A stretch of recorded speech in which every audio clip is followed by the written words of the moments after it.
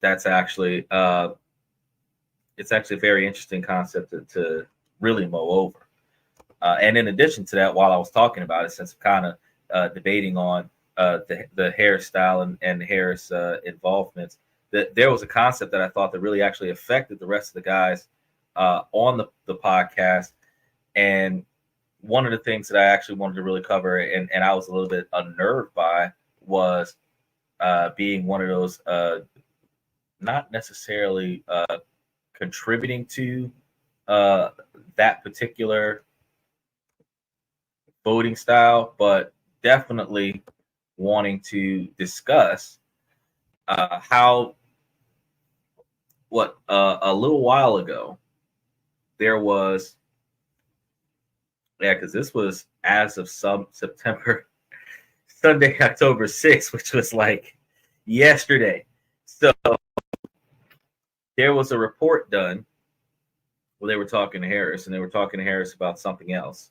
But I wanted you guys' thoughts about the convicts entering the country, and because I understand that Trump's position on this is to get rid of everybody that wasn't born here, and I mean I understand that our melting pot idea was that this was supposed to be the land of the free and the home of the brave and all that jazz, and you're supposed to be able to come as you are and turn over a new leaf.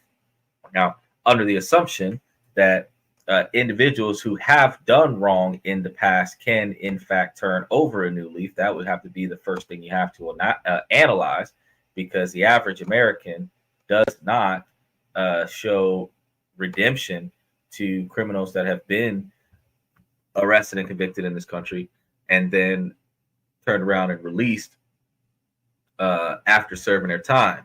So, if we as American citizens can't get arrested for a egregious act in our past, be released for that egregious act, and then not have that egregious act held over our heads for the rest of our lives, is it fair to say that it is possible for somebody who has not been born here, who has done pretty despicable things in a different country that we would have frowned upon them for in this country, to give them citizenship here?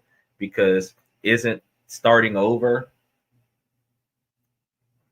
like part of your redemption and rehabilitation process? Or is it more along the lines of, once you screw things up, like they overemphasized in the cartoons, it's like it's on your permanent record, and like there's no redeeming that. Like if you do something horrible, then you just become stamped as low life and never have the ability to show promise. But the other thing that I wanted to talk about, which is kind of in line with some of the things that we talk about on the show, is that you got to take a look at this. Harris had this comment that came up. She talks about it's not 1950 anymore and dismisses criticism over not having biological children. And I understand that, I mean, a lot of politicians have wives and children, and the whole family dream idea is the expectation for presidential candidates. And not too many presidents that have run were not married, if not married with children. So even if they didn't have children, they were not married with children. But Camilla is one of those candidates that's doing what she does. And apparently she is doing the stepmom role. So she's got kids from her husband. It doesn't really bother me that she's got kids going for her husband, because, I mean, women should be able to take up that responsibility of dating and marrying a man that already has kids, the way they expect men to be able to date and marry a woman that already has kids. Successful women should be able to take care of men that are less successful, the way men take care of women that are less successful. But I just thought that the mentality here that came off from Harris just kind of really twisted the grind. And one of the reasons why it did was that how do we put this? Kamala Harris talks about how she feels sorry for the Arkansas governor, Sarah. And I mean, I don't really care why, but she comes back and says that, I feel sorry for her and I'm going to tell you why. And Harris says, you know, there was an episode of Call Her Daddy podcast that released on Sunday because I don't think she understands that there are a whole lot of women out here who, one, are not aspiring to be humble. That's true because there are very few of them that are humble, but two, a whole lot of women out here who have a lot of love in their life, family in their life, and children in their life. And Camila thinks that it is very important for women to lift each other up. Now, I love her enthusiasm with the concept, but what spins me is that, notice I've said in previous shows, is that when it comes down to family, women are told to boost each other up, to pat each other on the back, to tell each other they're perfect, to all about the sisterhood. And there, she's not talking about how to support the family as a whole, just support the woman. And I stopped and I thought about that, and I was like, isn't that a little bit uh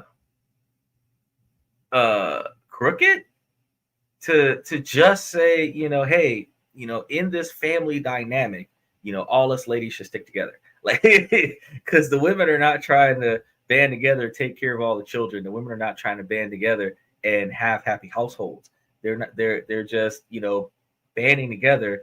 And the feminist mentality is to be kind of like a leader of yourself and don't take no authority from anyone else, but not really lead the family where you have a husband that protect and provide for, you have children that you protect and provide for. That's not the mentality that's being taught. It's just the sisterhood, we should stick together, we should do our own thing our own way and not be humble about it. Yeah. And I'm like, what the fuck?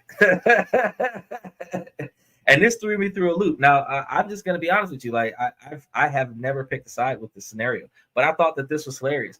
Between the policies of taking American tax dollars, giving convicted criminals, while helping these convicted criminals find jobs, and then wasting American dollars on sending these convicted criminals back to their own country, because you're not helping them find jobs in America, you're helping them find jobs in Mexico.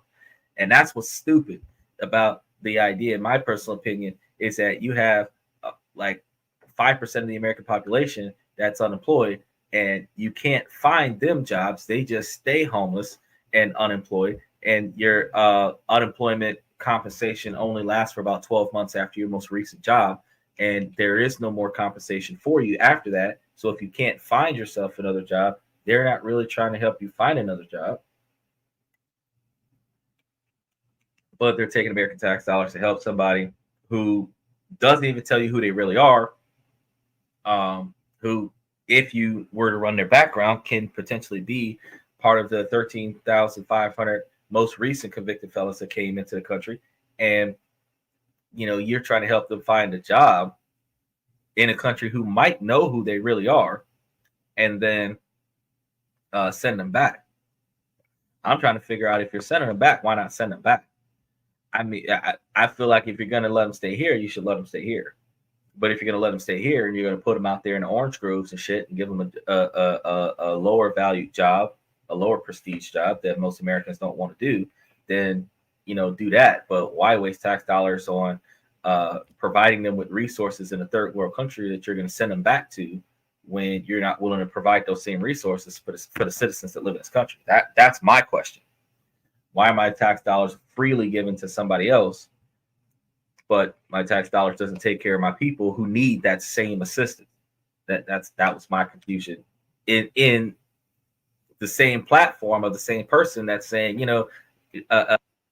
1950s anymore, instead of saying, we're supposed to come together as family, we're supposed to back up our families. With ladies, we're supposed to support our family. She didn't say that. She said the ladies were supposed to support each other.